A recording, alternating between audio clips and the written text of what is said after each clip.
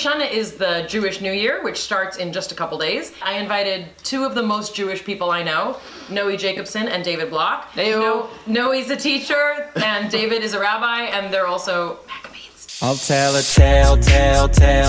We're going to talk about some of the traditional foods and traditional things we do for the Jewish New Year. That sounds fun. I think it's gonna be great. It's going to be great.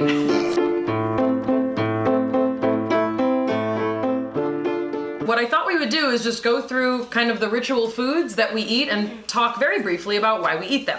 So the first thing that is a ritual food to eat is a date, which is called in Hebrew tamarim. It says that we eat dates because it's related to a word that means to end, that there be an end to bad things in our life. It's a very old tradition. You might Which will be really say nice. we're dating ourselves. We dated ourselves by eating dates. Oh man, haven't been on a date in years.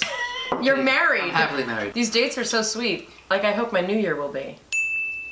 Second food that we eat, which is a ritual food, I didn't bother to cook them. Small beans. They They are the black-eyed peas. They look like eyes. And Let's get it started. Let's get it started. in here, the blessing that you say with these small beans is that our merits shall increase, and that God, or the universe, or however you choose to interpret that, should hearten us. I would say I'm excited, but I've been there, done that.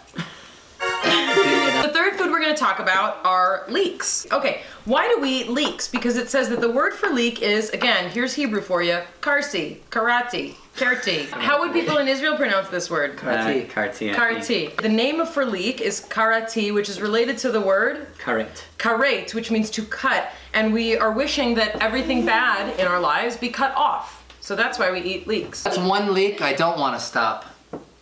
Because leaks when things Okay, leak. the fourth food we're going to talk about are beets. Drop that beat. Yo, it's Rosh Hashanah. Oh, and I'm here we here go. to say The word for beets is related to the word selek, to depart. We hope that all evil things depart from our lives this year. The fifth food that we're going to talk about is a gourd. Whoa. Oh my gourd! We eat a gourd because a gourd is called in Hebrew, ready?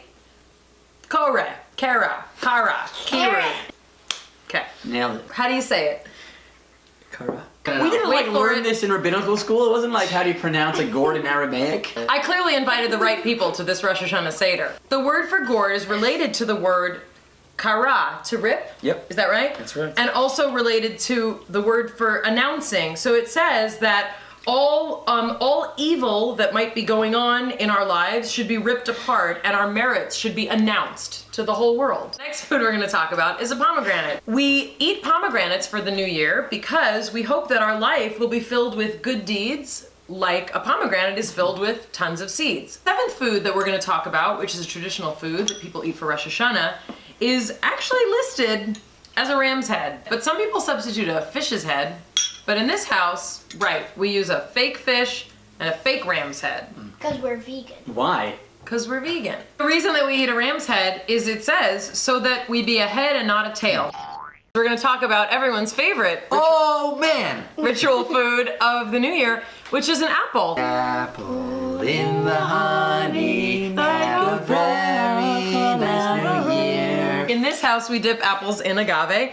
Dip the apple in the agave. The reason that we eat apples dipped in honey is because we want to have a sweet new year. So actually we can dip other things, like this is a challah. Look how much challah they've eaten. Why you have to do that? That's how good Rosh Hashanah bread is. Circular because it reminds us of the circle of life.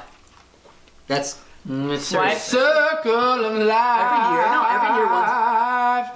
And you know what to blame.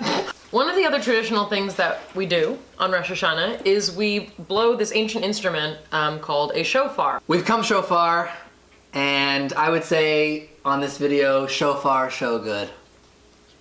How do I not be associated with this? This is a shofar. Shofar is an ancient instrument that was used actually as a battle cry announcement. It's also the way that when the nation of Israel was first introduced to God, it was actually With the sound of the sound shofar. That's true. I know how to blow the shofar because I'm a trumpet player. And true story, my rabbi, when I was 13 years old, was new to our synagogue, and he had seen me play trumpet on the Arsenio Hall show, and he said, if she can play trumpet, she can blow shofar. That's how I started blowing shofar. There are 4 traditional calls that we do with the shofar. There is tekiah. There is Shavarim. There's Trua. Also known as the Price is Right wheel. And then there's Tekiah Gedola, which you don't need to do because it...